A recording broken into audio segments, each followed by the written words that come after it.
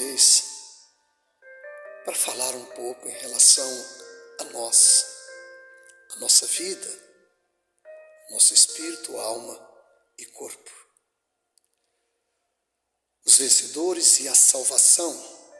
Autor Arcádio Sierra Dias, as 3 classes de homens. A Bíblia se diferencia 3 classes de homens: os judeus, os gentios e a igreja. Louvado seja Deus. Mas, além disso, encontramos outras 3 classes, que em princípio são 2, os crentes e os incrédulos. Mas os crentes se dividem, por sua vez, em carnais e espirituais. De maneira que temos o homem natural, o crente carnal e o crente espiritual. Hoje nós vamos discorrer sobre o homem natural. A palavra de Deus chama ao homem natural de incrédulo, incapaz de perceber as coisas de Deus. A palavra do Senhor diz em Salmo 51:5 que desde o ventre da nossa mãe, nós já nascemos em pecado. Foi por esse motivo que nosso Senhor Jesus Cristo veio ao mundo para nos tirar desta posição de filho de Adão. 1 Coríntios capítulo 2, versículo 14. A palavra do Senhor diz assim para nós: ora, o homem natural não aceita as coisas do Espírito de Deus, porque eles são loucuras, e não pode entendê-las porque elas se discernem espiritualmente. Este homem natural é o homem dominado por sua psique, ou seja, alma não renovada, ou alma natural, que, como temos dito, é o princípio vital ou de individualidade, assento de seu caráter. É o homem caído, o homem adâmico, nascido uma só vez, morto em delitos e pecados, ou que segue a corrente deste mundo por caminhos de completa obscuridade, sem Deus e sem esperança. Efésios capítulo 2 nos diz quando este homem é vivificado: e vos vivificou, estando vós mortos em ofensas e delitos. O príncipe deste mundo tem cegado o homem natural não regenerado. Este tem a mente entenebrecida. Na queda do homem, a alma deliberadamente se opôs à autoridade do Espírito, pois este perdeu a autoridade por causa da desobediência a Deus. E o resultado é que não teve, em realidade, nenhuma independência, senão que chegou a escravizar-se ao corpo com suas paixões e desejos. Vamos meditar agora nos seguintes versículos.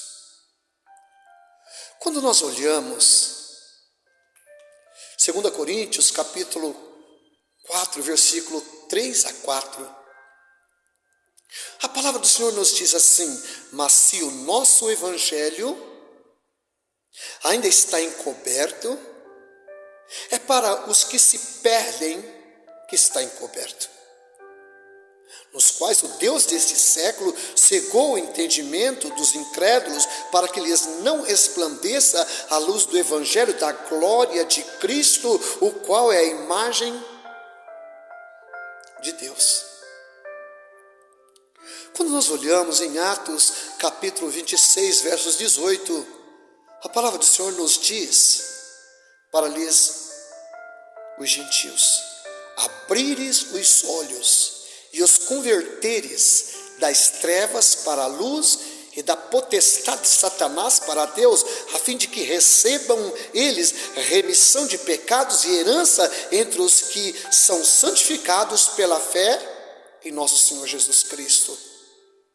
Efésios capítulo 4, versos 18, diz assim a palavra de Deus: obscurecidos de entendimento, alheios à vida de Deus por causa da ignorância em que vivem pela dureza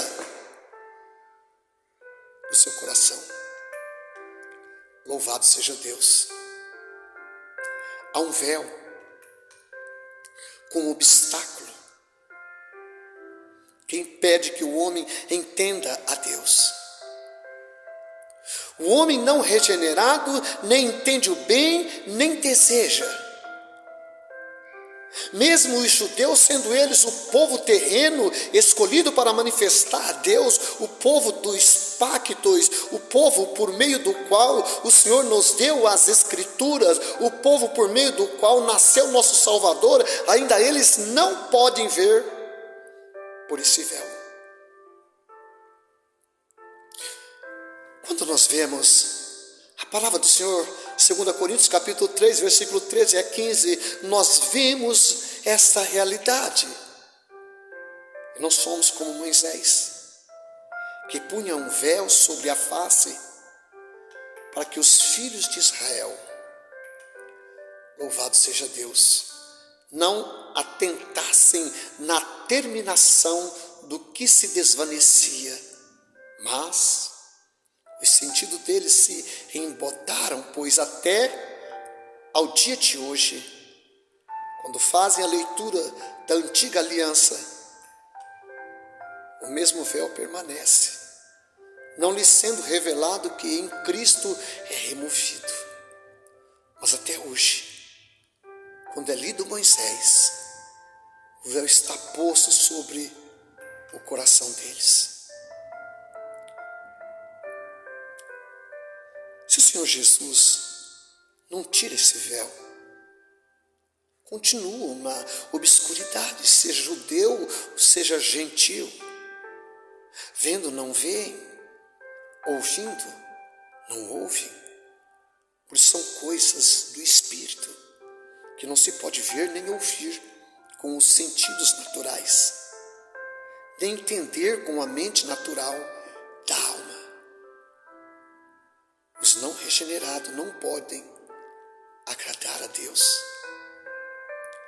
Louvado seja Deus.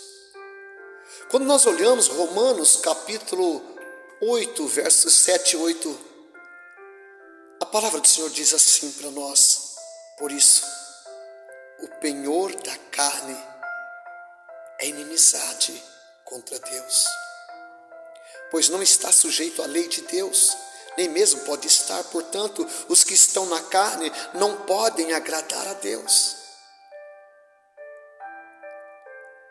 É necessário que Deus abra o coração do homem, a fim de que possa compreender a mensagem do Evangelho.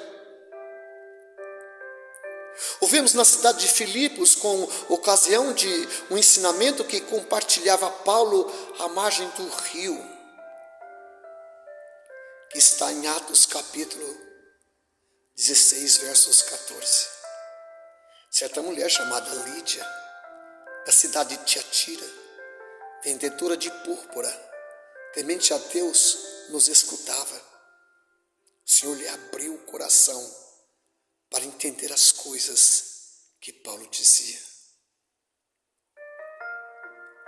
Quando o homem quer ser bom por si mesmo, não tem capacidade de ser.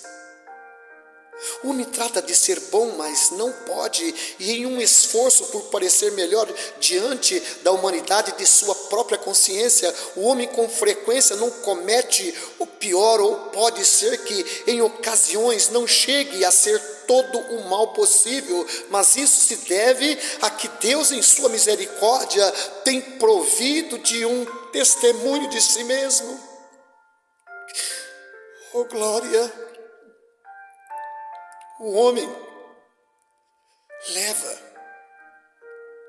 o testemunho de Deus em sua própria consciência, mas isso não significa que em ocasiões o homem é bom.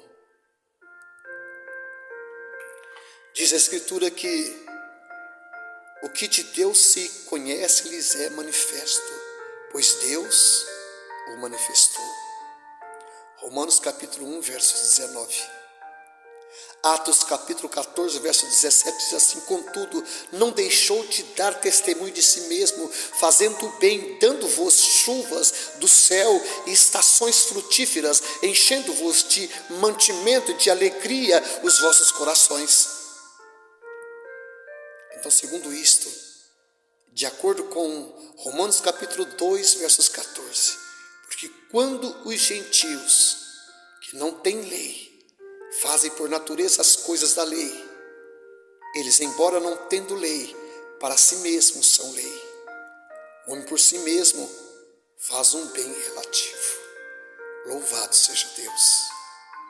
Glórias ao Pai eterno, ao Espírito Santo de Deus.